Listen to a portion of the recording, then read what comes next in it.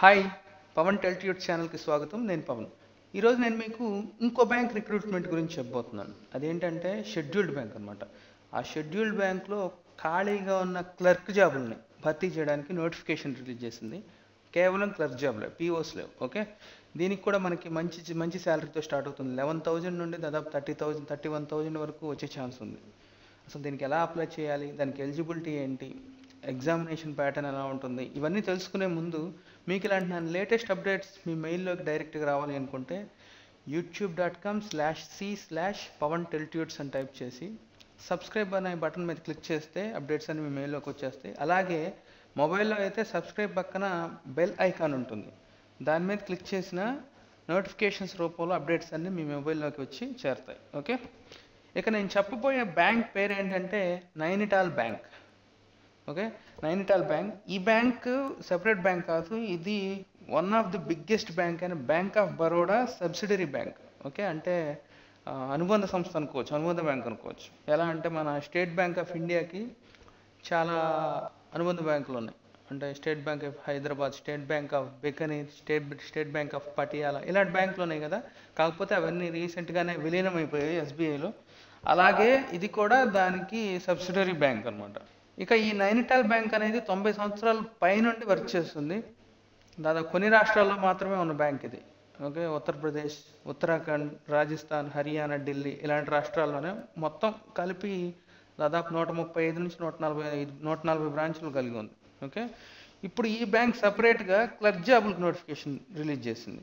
Apply చేసుకోవడానికి July 24, 2017 వరకు time ఉంది. ఆ రోజు లాస్ట్ అప్లై చేసుకోవడానికి, అప్లికేషన్ ఫీ పే చేయడానికి. ఓకే, ఇక ఎలిజిబిలిటీ చూస్తే 31 మే 2017 ఆ రోజు ప్రకారం క్యాండిడేట్స్ ఎవరైనా సరే ఏదైనా డిగ్రీ, ఏదో ఒక డిగ్రీ కానీ లేకపోతే పీజీ కానీ 45% మార్క్స్తో, 50 కూడా అవసరం లేదు, 45% మార్క్స్తో పూర్తి చేసి ఉండాలి. అది కూడా డిగ్రీ ఏదే ఉండాలంటే డిగ్రీ కానీ పీజీ కానీ ఆర్ట్స్లో కానీ, సైన్స్లో కానీ, కామర్స్లో కానీ, అగ్రికల్చర్లో కానీ, లేకపోతే మేనేజ్మెంట్లో కానీ ఇలాంటి వాటిలో చేసి మీ డిగ్రీ పీజీ అనేది గుర్తింపు పొందిన యూనివర్సిటీ నుండే పూర్తి చేసి ఉండాలి. ఓకే, ఇక ఏజ్ అనేది చూసుకుంటే మాత్రం 18 నుండి 27 సంవత్సరాల వరకు ఎలిజిబిలిటీ ఉంది.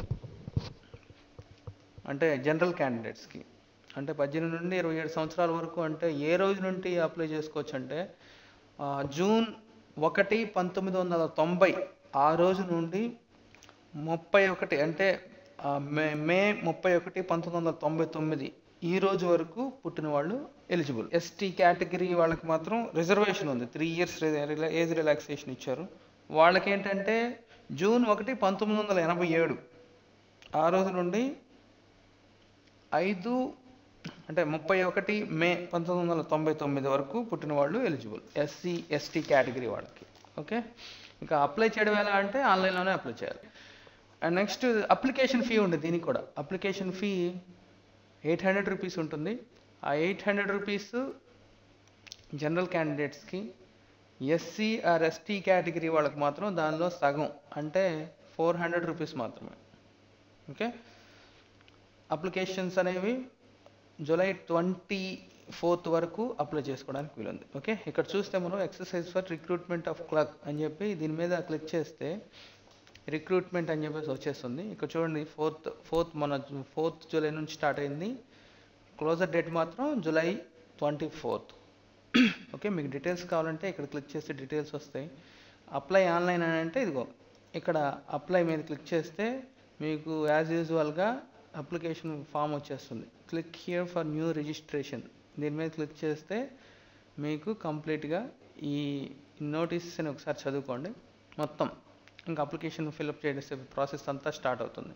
ఫస్ట్ నేమ్ అని, మిడిల్ నేమ్ అని, లాస్ట్ నేమ్ అని, మీ మొబైల్ నెంబర్, మీ ఆల్టర్నేట్ మొబైల్ నెంబర్, తర్వాత మీ మెయిల్ ఐడి, తర్వాత అవన్నీ ఇచ్చేసిన తర్వాత మీ క్యాప్చా ఇచ్చేసేసి సేవ్ అండ్ నెక్స్ట్ క్లిక్ చేస్తే తర్వాత ఫోటో సిగ్నేచర్ అడుగుతుంది. ఫోటో సిగ్నేచర్ మాత్రం చాలా జాగ్రత్తగా ఇవ్వండి, లేకపోతే మనం రిజెక్ట్ అవుతాం, మన అప్లికేషన్ ఫీ కూడా వెనక్కి రాదు. ఎందుకంటే మీ ఫోటోగ్రాఫ్ అనేది రీసెంట్గా దిగిందే ఉండాలి, అంటే కొత్తగా దిగిందే ఉండాలి. అది కూడా వైట్ బ్యాక్గ్రౌండ్లో కలర్ ఫోటో అయి ఉండాలి. కలర్ ఫోటో అయినా వైట్ బ్యాక్గ్రౌండ్లో ఉండాలి. అండ్ ఇంకొకటి ఏంటంటే ఫోటో కూడా వాళ్ళు ఎంత రిస్ట్రిక్టెడ్గా ఉన్నారు చూడండి. ఫోటోలో కెమెరా వైపు చూస్తూ రిలాక్స్డ్గా ఫేస్ పెట్టిన ఫోటో అయితేనే యాక్సెప్ట్ చేస్తారంట. ఓకే, లేకపోతే రిజెక్ట్ అయిపోతుంది. ఫోటో ఇలా ఉండాలి. ఓకే, నెక్స్ట్ ఏంటంటే సిగ్నేచర్ కూడా మీరు వైట్ పేపర్ మీద కేవలం బ్లాక్ ఇంక్ పెన్తోనే సైన్ చేసి అప్లోడ్ చేయాలి. మీరు తెలియక బ్లూ ఇంక్తో కానీ వేరే ఇంక్తో కానీ అప్లోడ్ చేయొద్దు. ఓకే, ఎందుకంటే రిజెక్ట్ అయిపోతారు. ఈ పాయింట్ నేను ఎంత సపరేట్గా చెప్తున్నానంటే ఈ ఫోటో సిగ్నేచర్ గురించి అర్థం చేసుకోండి.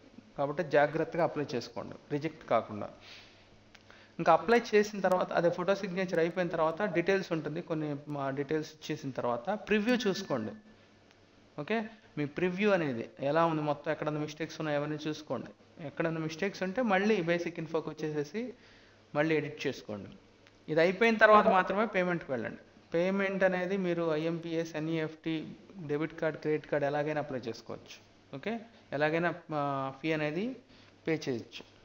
అప్లై చేసిన తర్వాత మీకు ఎగ్జామ్కి సంబంధించి కాల్ లెటర్ వస్తుంది. కాల్ లెటర్ డౌన్లోడ్ చేసుకోవాలి.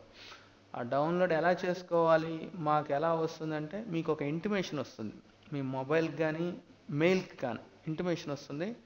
ఆ ఇంటిమేషన్ అంటే మెయిల్కి వచ్చింది అనుకోండి, దానిలో లింక్ ఉంటుంది. ఆ లింక్ ఓపెన్ చేస్తే డైరెక్ట్గా మీరు అక్కడ మీ రిజిస్ట్రేషన్ నెంబర్ ఒకటను దాంతోపాటు మీ డేట్ ఆఫ్ బర్త్ పాస్వర్డ్గా ఇచ్చేస్తే డైరెక్ట్గా డౌన్లోడ్ అయిపోతుంది.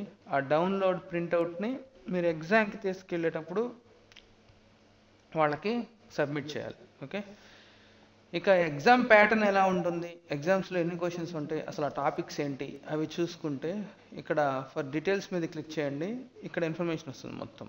ఓకే, ఇక్కడ ఈ శాలరీ గురించి, డేట్స్ గురించి, మీ ఎలిజిబిలిటీ గురించి ఇదంతా. ఓకే, సో మనం ఎగ్జామ్ ప్యాటర్న్ గురించి ఒకసారి చూద్దాం. ఎగ్జామ్స్ మ్యాక్సిమం అవే ఉంటాయి. ఓకే,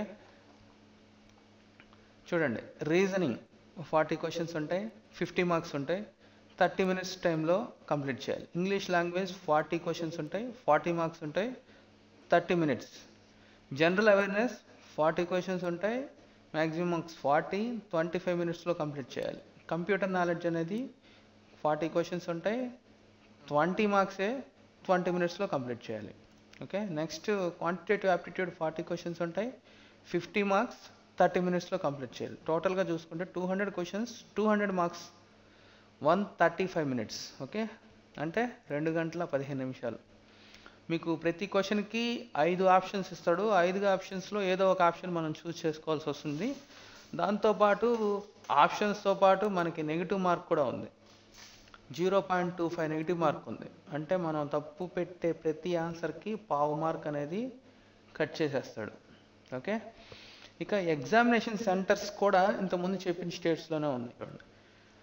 హల్ద్వానీ ఉత్తరాఖండ్, డెహ్రాడూన్ ఉత్తరాఖండ్, మొరాదాబాద్ ఉత్తరప్రదేశ్, లక్నో క్యాపిటల్, తర్వాత ఢిల్లీ. ఓకే, ఈ ఎగ్జామినేషన్ సెంటర్స్లోనే ఉన్నాయి ఎగ్జామ్స్. ఓకే, కాబట్టి మీరు పాసిబుల్ అనుకుంటే అప్లై చేసుకోండి. అండ్ నెక్స్ట్ మనం ఈ ఇన్ఫర్మేషన్తో పాటు మనం ప్రీవియస్ వీడియోలో డిస్కస్ చేసినట్లు బ్యాంక్ జాబులకి టైం ఫ్యాక్టర్ అనేది చాలా ఇంపార్టెంట్. అంటే క్వశ్చన్స్కి ఆన్సర్స్ రావడమే కాదు, వాటిని ఇన్ టైంలో, అంటే 1 minute అని ఇక్కడ చూడండి, 1 minute లోపే కంప్లీట్ చేయడం అనేది ముఖ్యం. ఓకే, ఇంకొకటి ఏంటంటే బ్యాంక్ జాబ్స్ అంటే ఏ తీసుకున్నా, మీరు గవర్నమెంట్ బ్యాంక్ జాబ్స్ తీసుకోండి, ప్రైవేట్ బ్యాంక్ జాబ్స్ తీసుకోండి, ఏ తీసుకున్నా వాళ్ళకి మెయిన్ కావాల్సింది ఏంటంటే బ్యాంకింగ్ మీద మీకు ఎంతవరకు నాలెడ్జ్ ఉందనేది చెక్ చేస్తారు. ఓకే, అక్కడే వాళ్ళు బాగా టెంప్ట్ అవుతారు. అంటే మ్యాక్సిమం మీకు బ్యాంకింగ్ గురించి తెలిసి ఉండాలి అని అనుకుంటారు. ఓకే, అండ్ ఈ జాబ్స్కి అప్లై చేయాలంటే కంప్యూటర్ నాలెడ్జ్ కూడా చాలా తప్పనిసరి. ఓకే, కంప్యూటర్ నాలెడ్జ్ లేని వాళ్ళు అప్లై చేయకపోవడం మంచిది, ఎందుకంటే రిజెక్ట్ అయిపోతారు. సో బ్యాంకింగ్ నాలెడ్జ్ మీదే ఉండాలి. ఇక్కడ మీరు చూసుకుంటే జనరల్ అవేర్నెస్ చూడండి, with special reference to banking. అంటే బ్యాంకింగ్ మీదే క్వశ్చన్స్ ఉంటాయని, వాటిలో మెయిన్గా క్వశ్చన్స్ వచ్చేది ఒక బ్యాంక్ ఇస్తాడు, దాని హెడ్ క్వార్టర్స్ ఎక్కడ ఉంది అని అడగచ్చు. లేకపోతే ఓ బ్యాంక్ ఇచ్చి ఇది ఏ బ్యాంక్ అనుబంధ బ్యాంకు, లేకపోతే ఏ బ్యాంక్కి సబ్సిడరీ బ్యాంక్ అని అడుగుతాడు. ఇప్పుడు మన నైనిటాల్ బ్యాంక్ వచ్చేసేసి బ్యాంక్ ఆఫ్ బరోడాకి సబ్సిడరీ బ్యాంక్. ఓకే, అలాగే కొన్ని బ్యాంకులన్నిటికీ ట్యాగ్ లైన్స్, స్లోగన్స్ ఉంటాయి. అవి అడగచ్చు కాదు, గ్యారెంటీగా అడుగుతారు. ఓకే, అవి అడుగుతారు. అవి కూడా 2 రకాలుగా అడుగుతారు. ఎలా అంటే ఒక ట్యాగ్ లైన్ ఇస్తాడు.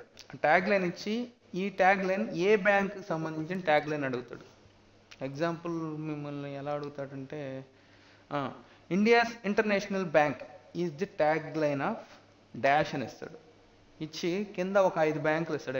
ఇక్కడ ఐదు ఆప్షన్స్ కదా, కింద ఒక 5 బ్యాంకులు ఇస్తాడు. ఏదో Andhra bank, state bank, Canara bank, corporation bank, bank of Baroda ఇలా అని అడుగుతాడు. ఓకే, ఇండియాస్ ఇంటర్నేషనల్ బ్యాంక్ అంటే bank of Baroda right answer వచ్చేసేసి. అలా అడుగుతాడు. అంటే ట్యాగ్ లైన్ ఇచ్చి ఏ బ్యాంక్ అనేది మనం చూస్ చేసుకోవాలి. తర్వాత ఇదే క్వశ్చన్ మళ్ళీ తిప్పి అడుగుతాడు. బ్యాంక్ ట్యాగ్ లైన్ కాకుండా ఒక బ్యాంక్ అడుగుతాడు. ఈ బ్యాంక్కి ట్యాగ్ లైన్ గుర్తించండి అని అడుగుతాడు. ఎలా అంటే which of the following is the tag line of dash అని ఒక బ్యాంక్ అడుగుతాడు. ఏదో bank, which of the following is the tag line of bank of బరోడానో బ్యాంక్ ఆఫ్ ఇండియా అని అడుగుతాడు. సరే, బ్యాంక్ ఆఫ్ ఇండియా అనుకుందాం. ఓకే, కింద ఐదు ఆప్షన్స్ ఇస్తాడు. ఆ 5 ఆప్షన్స్లో ఆ ట్యాగ్ లైన్ మనం గుర్తించాలి. ఓకే, బ్యాంక్ ఆఫ్ ఇండియా అనుకున్నాం కాబట్టి బ్యాంక్ ఆఫ్ ఇండియాకి ట్యాగ్ లైన్ వచ్చేసి రిలేషన్షిప్స్ బియాండ్ బ్యాంకింగ్. ఓకే, అలా ఉంటుంది. సో బ్యాంకింగ్ క్వశ్చన్స్ అంటే ఇలా ఉంటాయి. దాంతోపాటు మనం రెగ్యులర్గా చూసే కొన్ని ఉంటాయి.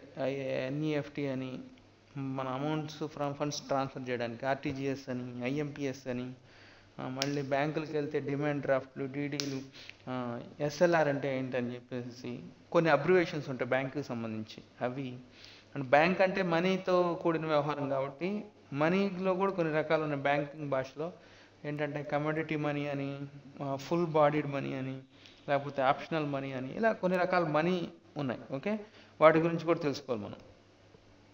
ఇంకా చెప్పాలంటే ఒక 3-4 లెటర్స్ కంబైన్డ్గా కలిపి ఇస్తాడు. ఇచ్చి వాటిలో ఒక లెటర్ని ఈజ్ స్టాండ్స్ ఫర్ అని అడుగుతాడు.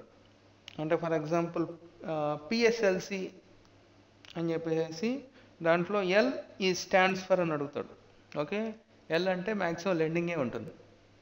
ఓకే, కాబట్టి బ్యాంకింగ్ మీద చాలా క్వశ్చన్స్ ఉంటాయి. వాటికి మీరు పూర్తిగా సన్నద్ధం కావాలి. అవే కాకుండా మిగిలిన వాటి మీద కూడా కాన్సన్ట్రేట్ చేయండి. ఓకే, ఇది ఫ్రెండ్స్ ఈ రిక్రూట్మెంట్కి సంబంధించిన complete information.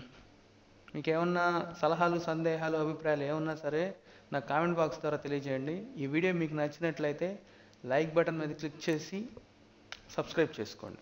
Okay, thank you.